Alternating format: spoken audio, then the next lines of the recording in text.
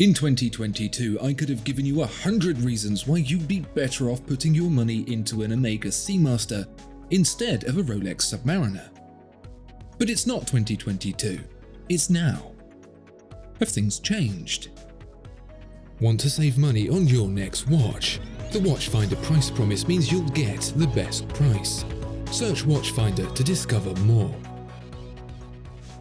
Let's first have a quick recap and remind ourselves why the Omega Seamaster made a better purchase than the Rolex Submariner in 2022. It was certainly no easy choice when it came to specs. They're both capable of withstanding depths up to 300 meters thanks to chunky steel cases, 42mm on the Omega, 41mm on the Rolex. They're both built to an exquisite level by utter powerhouses of the Swiss watchmaking industry, and they both look like they could take a round or two with a bulldozer. They've been trading blows for decades, over half a century even, competing to reach the murkiest depths of the ocean even today with the extreme dive watch flagships, the Ultra Deep and Deep Sea Challenge, punching each other right in the face 7 miles below the surface. It's hard to believe that Rolex was once the young pretender, the scrappy pup taking on giant Omega, but that's how it was. The roles were reversed so hard, Omega got whiplash, now outpaced by cheeky Rolex, 4-1. It really is nip and tuck with these two. Omega's Caliber 8800 not only packs such features as the coaxial escapement, a low-friction mechanism pioneered by the greatest mind in modern watchmaking, and anti-magnetism. You can actually see the thing through the back, which means you don't just have to take Omega's word on the quality like you do with the Rolex.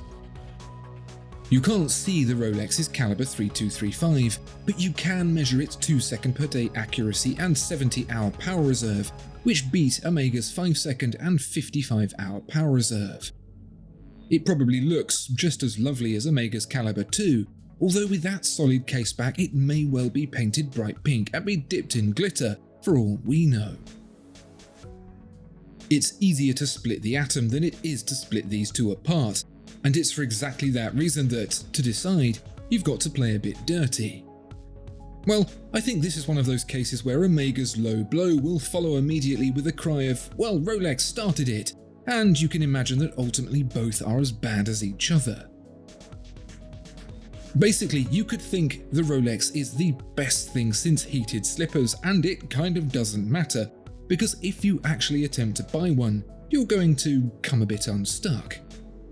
You'd have better luck finding a needle in a needle stack during the St. Needle's Day parade on the Isle of Wight. As far as you're concerned, the Submariner is discontinued forever and ever, and that's it. Even if you could get one, you're still faced with a fresh, steaming dilemma. Is it worth it? The entry no-date Submariner costs now a cool £7,700.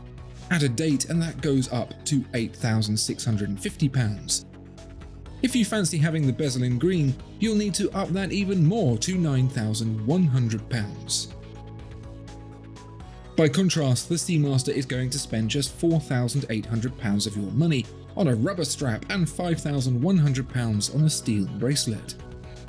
And although the green Seamaster is a pretty hard to get watch, it still won't cost you more than the black one like it does with the Rolex, whose holistic attitude to colour is the very embodiment of one Henry Ford. The Seamaster used to be even cheaper than that, but then so too did the Submariner. The gulf is as vast as it's ever been, a great chasm whose only occupants are a string of people queuing up on the Rolex waitlist. But things have changed a lot since we last spoke about this. It's a different landscape, and that might change our perspective. Let's see. What's hard is that up until incredibly recently, the Seamaster in this guise was a watch with a price that started with a 3. Top 3s, mind, and only on the rubber strap. But nevertheless, it was a remarkable piece of good value even without the lofty shadow cast by the Rolex's weighty price tag. It was a fairly obvious play by Omega to recoup some lost ground to Rolex, and it was never going to last forever. But at that price point, the only real contender it had was the other Rolex, Tudor. And who'd want a watch named after domestic violence poster child Henry VIII when given the opportunity to buy an actual Omega instead? I'm sure it really sucked for Omega to be the consolation prize in the dive watch game, but even if you're selling something for disappointed customers who've just left the Rolex store empty-handed to dry their eyes with, you're still selling watches.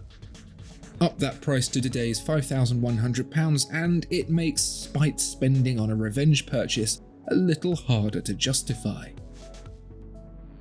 It's still like half the price though, which is kind of nuts when you think about it. Is the Rolex really worth that much more?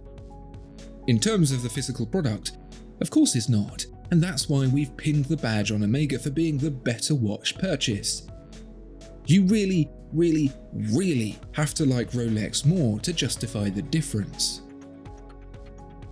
And people really do like Rolex that much more. The only thing that's been stopping them has been the physical impossibility of actually getting one. If the laws of physics dictated that the Submariner had to be a plentiful element in the universe, Rolex would still find a way to make sure you couldn't have one.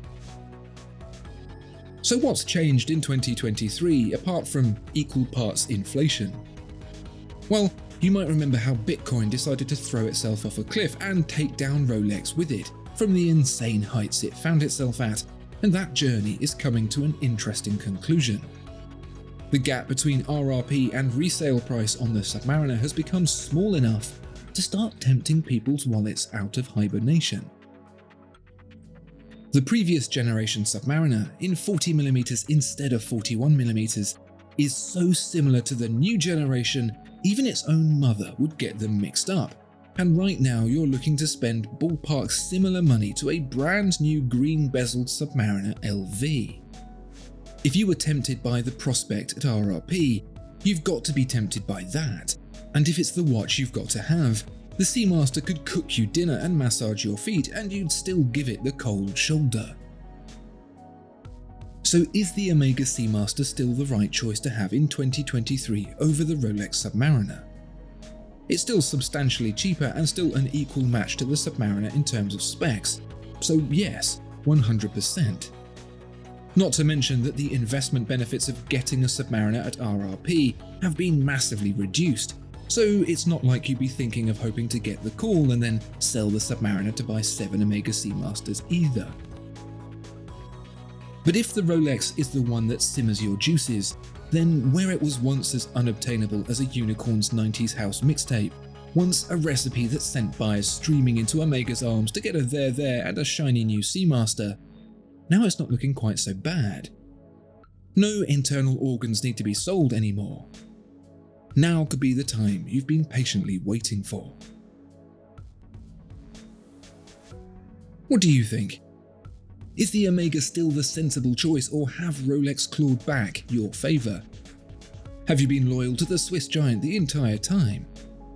Let me know in the comments. I hope you enjoyed the video. If you have, please help us out by hitting like and subscribe. Thank you, and see you next time.